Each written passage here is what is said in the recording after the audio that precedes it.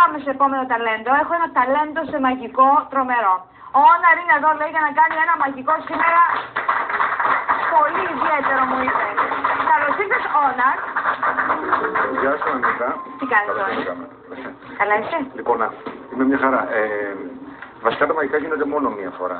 Αλλά επειδή πολλοί κόσμος μου έχει πει ότι του έχει αρέσει πάρα πολύ αυτό το μαγικό και ξέρω ότι αρέσει και σε σένα. Ναι, και δεν είναι ακριβώς το ίδιο με την προηγούμενη φορά μου είπες. Όχι, όχι.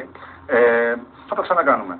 Λοιπόν, Ανίτα, έχω φέρει ένα πίνακα, ναι, ο οποίος αποτελείται από 1, 2, 3, 4, 5, 6 πινακάκια. Μάλιστα. Θα σε ρωτάω κάποια πράγματα. Πριν μου απαντήσεις όμως, εγώ μέσα από τα μάτια θα διαβάζω τις σκέψεις και θα τα γράφω στο πάνω πινακάκι. Όταν λοιπόν γράφω στο πινακάκι... Αυτό μεταξύ είναι τρομερό, δεν υπάρχει άνθρωπος που διαβάζει τις σκέψεις σου, δεν το θέλεις. Είναι φρικτό. Και ο Όναρ μπορεί να διαβάζει τις σκέψεις σου. Ακριβώς. Είναι τρομερό πράγμα αυτό να υπάρχει άνθρωπος που σου διαβάζει τις σκέψεις σου. Δεν το θες? Λοιπόν, Ανίτα, θα γράφω λοιπόν τις σκέψεις σου, την κάθε σκέψη στο κάθε πινακάκι, θα κλείνω με το καπάκι που είναι αριθμημένο και μετά θα δούμε το αποτέλεσμα. Μάλιστα. Θέλω λοιπόν, Ανίτα, να σκεφτείς καλά πριν μου πεις τους 4 τελευταίους αριθμούς ενός τηλεφώνου κινητού από ένα αγαπημένο σου πρόσωπο. Μην ξεσηγείς και πεις όλο το κινητό, τους 4 τελευταίους αριθμούς. Να είναι το σωστό όμως, γιατί πρέπει να διαβάσω τη σκέψη σου. Εντάξει. Σκεφτικές. Ναι. Περίμενε. Να διαβάσω λίγο τα μάτια σου. Το γράφω.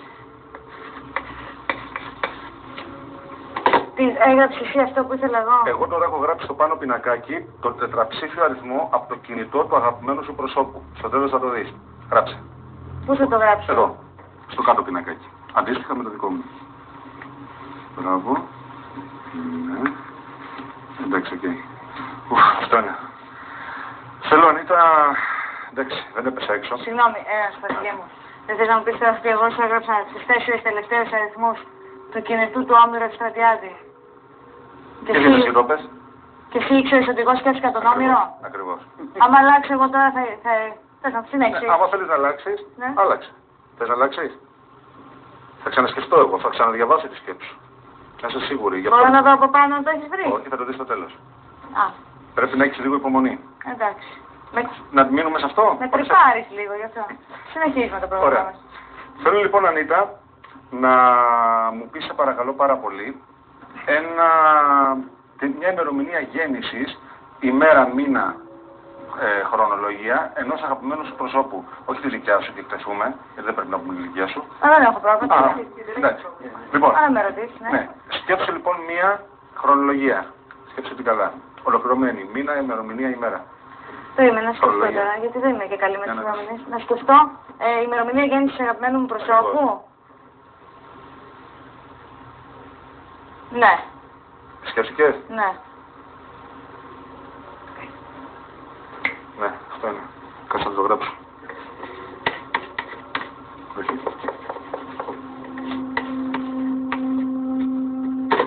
Το έχω γράψει στο πάνω πινακάκι και το έχω κλείσει. Την ημερομηνία που εσύ σκέφτηκες. Και τώρα αν τα πάμε στα δύσκολα. Ή μάλλον όχι, γράψε την ημερομηνία κάτω. Μην ξεχαστούμε.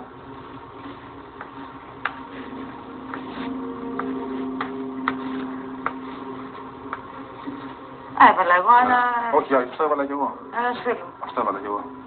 Θα το δεις. Ανίτα, τώρα πρόσφατα, τα τελευταία χρόνια που τελείωσε το σχολείο, ποιοι ήταν οι αγαπημένοι μας αριθμοί, βαθμολογία, ήταν το 19 και το 20. Ναι. Ωραία. Θα πάρω λοιπόν από την τσέπη μου. Ήταν οι βαθμοί που θέλαμε να παίρνουμε για να έχουμε τα καλύτερα αποτελέσματα. Ναι. Θα πάρω από την τσέπη μου το 19 και το 20, έλεξε το χέρι σου. Θα τα βάλω στο χέρι σου κλείστα και θέλω έναν αριθμό να βάλεις στη σκέψη σου και ένα στην τσέπη σου. Δεν έχει τσέπη, αλλά κάτι πώς το βάλεις.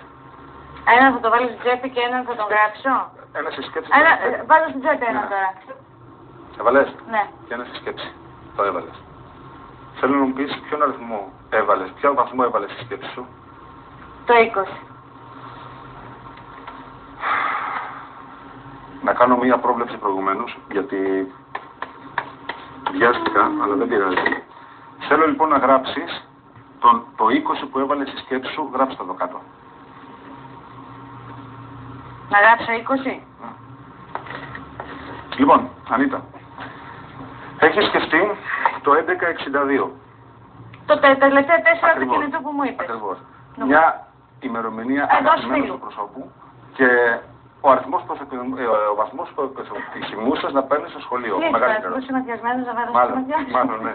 Σηματιάστε μου τον όνερ. Λοιπόν, ακριβώς την ίδια πρόβλεψη έχω κάνει και εγώ, γιατί μάντεψα το 1162, μάντεψα 14 πρώτου του 70, του 65 και φυσικά το 20 που είναι ο αριθμός ο βαθμός που ήθελες να παίρνεις ο μεγαλύτερος.